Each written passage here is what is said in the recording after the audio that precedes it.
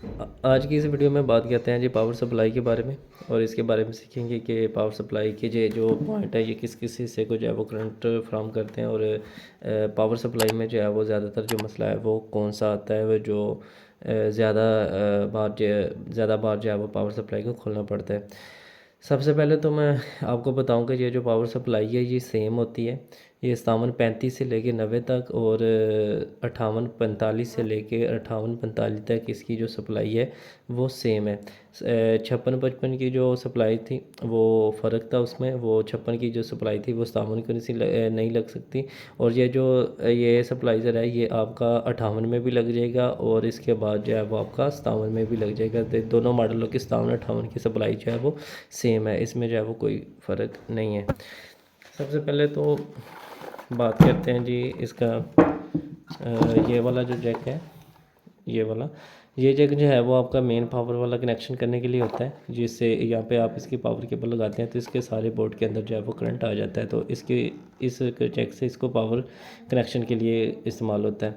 उसके बाद जो ये वाला ऑप्शन है, ये वाला ऑप्शन जो है वो ये आपका होता है जी ऑप्शन नॉट डिटेक्टेड का भी ऑप्शन है, यहाँ से आ जाता है। और इसके बाद जो है वो ये फिनिशर जो होता है मशीन के आगे जो लगा होता है, जो सेट बनाता है, उसके लिए ये वाला जैक जो है वो इस्तेमाल होता है। और फिर ये वाला जो ब्लैक कलर वाला है इसके ऊपर जो है वो फिनिशर का दूसरी फिनिशर की पावर केबल समझ लें कि वो इस जगह पे लगती है।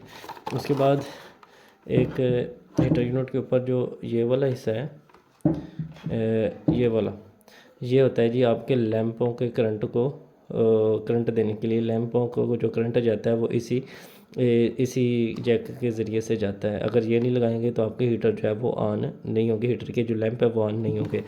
इसके बाद ये वाले जो जैक है आपको ये वाला नज़र आ रहा है, तो ये जैक जो है वो आपका इस पावर सप्लाई से जो कंट्रोल बोर्ड तक जो करंट की रसाई के लिए ये जैक जो है वो इस्तेमाल होता है। इसके बाद जो ये वाला जैक है ये आपका होता है जी जो आपका ट्रे बोर्ड है, जो ट्रे बोर्ड जो आपकी ट्रे को लिफ्ट करवाता है उसको कनेक्शन के लिए ये वाला बोर्ड जो है वो इस्तेमाल होता है।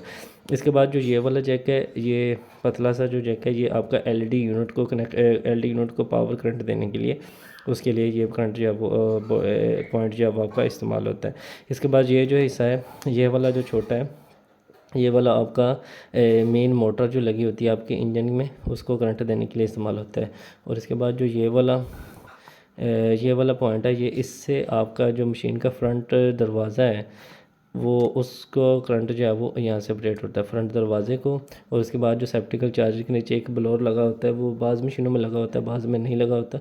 उसका जो नीचे वाला हिस्सा है उसको भी सेप्टिकल चार्जर के नीचे जो ब्लोअर लगा होता है फ़ैन, उसको भी करंट जो है वो इसी जैक से जाता है।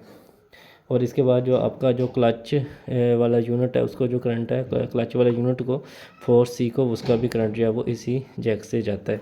उसके बाद जो ये वाली जो इसकी दो केबलें हैं ये मेन बोर्ड में करंट को ट्रांसफ़र करने के लिए होती हैं। ये दोनों मेन बोर्ड में जो करंट देने के लिए ये दोनों जैक जो है वो इस्तेमाल होते हैं। इसके बाद पावर सप्लाई में सबसे ज़्यादा जो फॉल्ट आता है वो इस किट का आता है। ये वाला हिस्सा जो है वो ये देखें, ये एक सफ़ेद कलर का है और ऊपर जो है वो ये गोल्डन से कलर के। तो ये वाला जो आपका हिस्सा है इसके अंदर जो है वो आपका फ्यूज़ भी लगा हुआ है। इसको भी आप टेस्टर के साथ उतार के आप चाहें तो इसको चेंज भी कर सकते हैं। और अगर आपका फ्यूज़ का मसला होता है यहाँ से जो है आप ये लगा हुआ आपका फ्यूज़ है यहाँ से आप चेंज कर सकते हैं। ये वाला जो हिस्सा है ये मेन हीटर का है, ये हीटर को करंट देता है। अगर आपके हीटर मशीन सारी ऑन हो रही है और आपके हीटर के लैंप जो है वो नहीं ऑन हो रहे या हीटर नहीं ऑन हो रहा, हीटर बिल्कुल ठंडा पड़ा है, तो आप सिर्फ ये वाला जो छोटा हिस्सा है पावर सप्लाई का, ये वाला जो हिस्सा है इसको आप चेंज करें। और इसको आप चेंज करेंगे तो आपका वो हीटर की जो लैंप है वो ऑन हो जाएगी। बाकी अदरवाइज़ जो ये वाला जो हिस्सा है वो सारा जो है आपका सप्लाइज़र है।